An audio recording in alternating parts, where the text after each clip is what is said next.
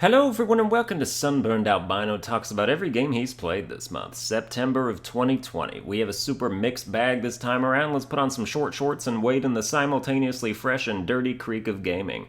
Number 1, Marvel's Avengers. One of the bigger surprises of 2020 for me was the fact that this game ended up not sucking. It was looking real suspect right out of the gate, leading all the way up to the alphas, but after playing the beta and then the launch product, it turned out they had tuned the problem areas up enough to create a game that felt nice to play. Its structure and systems are very Destiny-like, and I assume playing multiplayer just heightens the experience, but I wouldn't know because one of my friends is too big of a dick for no reason to get it, even though he loved the beta. Some people. Number 2, Nexomon Extinction.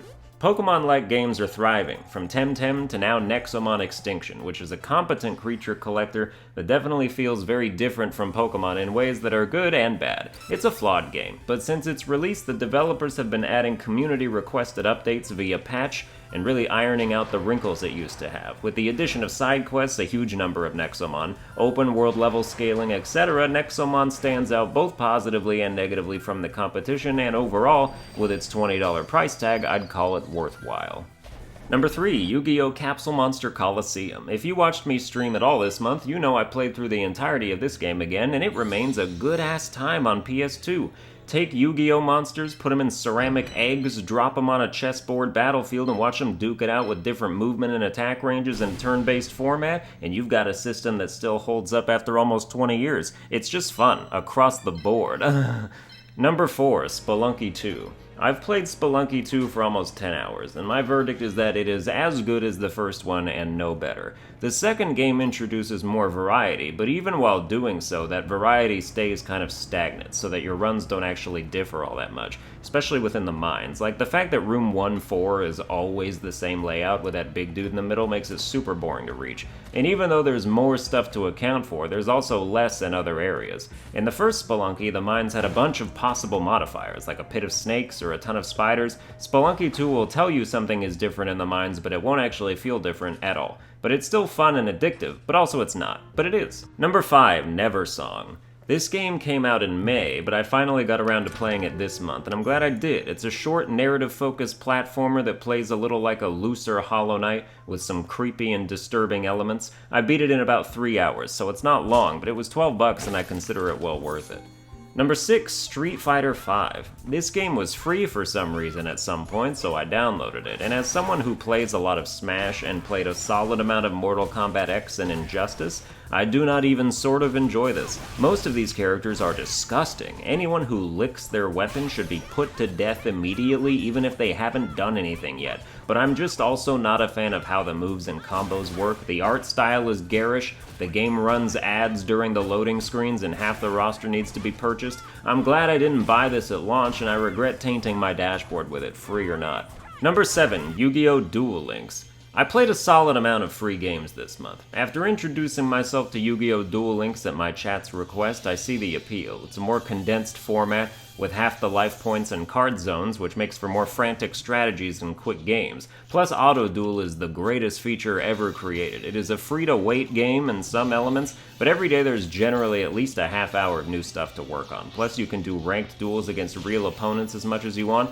which I don't prefer, because ew, those are real people. Plus, everyone uses the same OP theme decks, and I don't respect that. But even though getting good cards is a process, I still think it does some things right. I just wish we could get an ultimate Yu-Gi-Oh! Destination game that took some of these elements and expanded them to their full potential. This is sort of a centralized Yu-Gi-Oh! MMO, but I want a real one. Number 8, Spellbreak. Oh look, another free game. Spellbreak is a spell-slinging battle royale I got on Switch, and when I went to go get this footage, the servers weren't working, so I'm just messing around in a practice area, but I've played a few rounds with friends. It's your typical 3PS battle royale. You drop in, get loot, but here you get different elemental gauntlets and cooldown abilities, and the elements interact with each other in cool ways, like fire exploding a toxic cloud or whatnot. It's a decent time, but I'm not really the BR type unless it's a different genre like Fall Guys. Number 9, Going Under. Speaking of weird games, we weren't, but here's one. In Going Under, you play as a company intern whose job is to clear out dungeons full of enemies with roguelike weapon durability-focused melee combat. And even though it might look wacky, it's actually pretty alright. I played it for about 3 hours, and I probably won't go back unless I'm dangerously bored, but those 3 hours were enjoyable. Number 10, Pummel Party. I've had Pummel Party for a while, but I revisited it for a couple rounds recently with a friend, and I stand by the overall fun factor of this darker Mario Party clone. The minigames are top-notch, very consistently high quality, and the board variety and elements make it a great time if you've got people to play it with. You can also play against bots, which I'm doing here, and that's less fun, but I still consider Pummel Party to be a very solid party game, and I believe they're working on console ports. Number 11, Super Mario 3D All-Stars.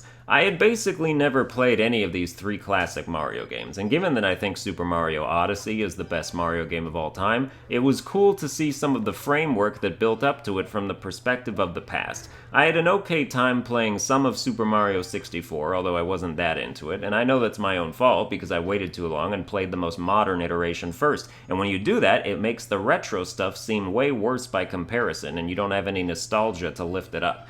Super Mario Sunshine was just not for me. I hated aiming the hose. I don't mind using it for platforming, but the actual combat made me want to pour ink on myself and wait for my life to run out.